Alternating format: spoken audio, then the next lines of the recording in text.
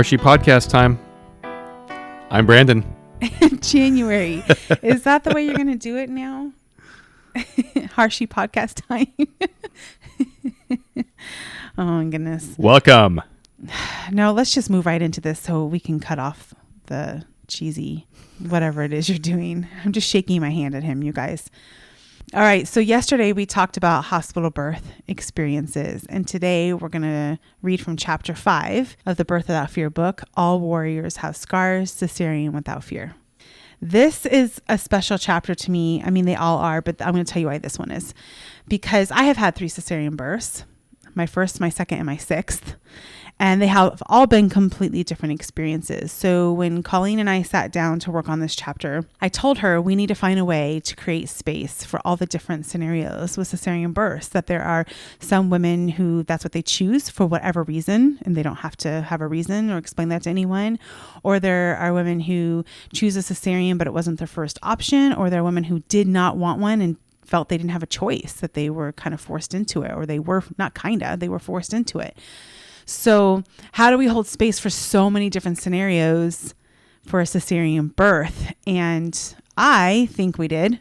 Oh, yeah, we did. I think we did. So I'm just going to jump right into reading a little bit of this chapter, and then we can discuss it. Sure.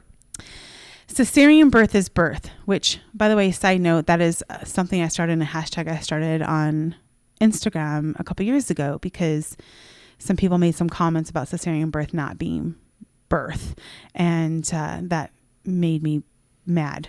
So it is. Yeah. So cesarean birth is birth. There are no buts or ifs when it comes to which women deserve options, support, and respect. Let's kick this tired mindset about cesarean births as only being traumatic and disappointing to the curb. I'm here to tell you that cesarean birth can be a powerful birth. It can be a healing birth. It can be a choice for a healing birth. It's not always an emergency. And even if it's your backup plan, it's still birth. You don't have to automatically give up anything in terms of option, support, respect, power, agency, and voice when you have a cesarean birth. And the sooner we dispense with all the judgment and comparing and acknowledge that all birth is birth, the better. Cesarean birth, like all birth, should involve informed choices made with respect for your voice and feelings, and not decisions based on fear or shame.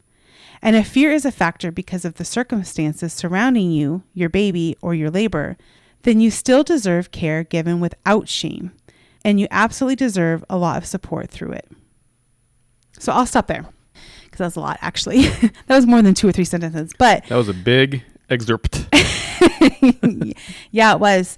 But I think that kind of speaks for itself. Like, let's change the conversation. You know, it's not always a traumatic experience, and that if you're choosing, or you are having to choose when you were expecting to, or you need to have a cesarean birth, that doesn't mean all of a sudden having options goes out the window. That doesn't automatically mean that, you don't have autonomy over your body. Like, the option, support, and respect extend through any type of birth experience, including cesarean birth.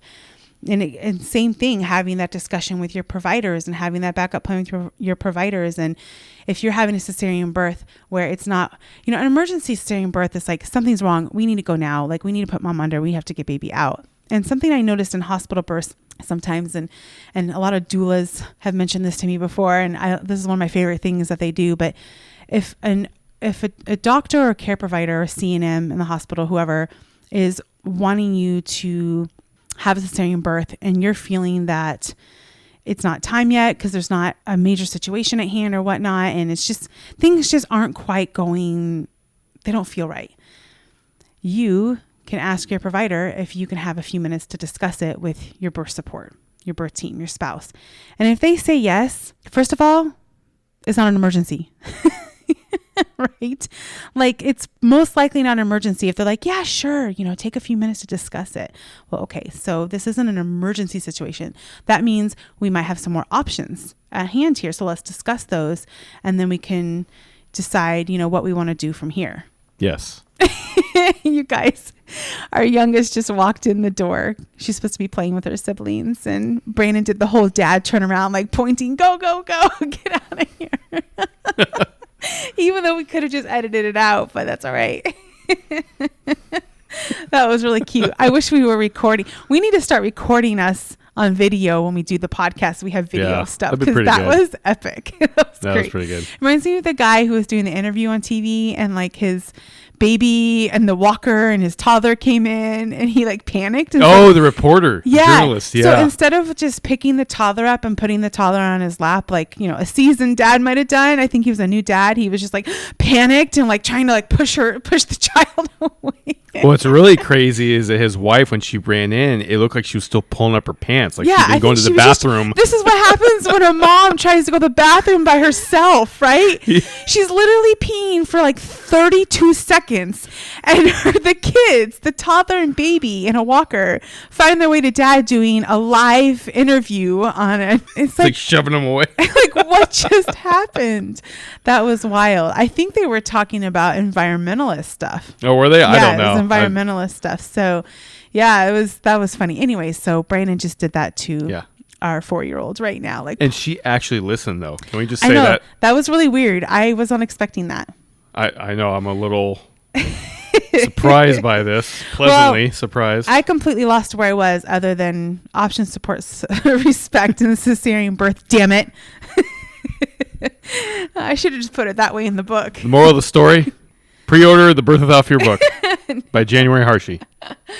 Oh my goodness. I think tomorrow we'll talk about cesarean birth when it goes not well, where there isn't option support respect. Because if any of you have had cesarean births, I want you to hear a little bit from both sides of that. And then, of course, it's a whole chapter, so you have to get the book to read that. But we'll talk about that tomorrow. So if you had a cesarean birth and felt you did not have that kind of experience like I had with my first, it was very respected birth. It was a very good birth experience. Don't worry, I haven't forgotten about you, and we'll talk more about that tomorrow. Sounds good. All right, until next time. Adios. Love you.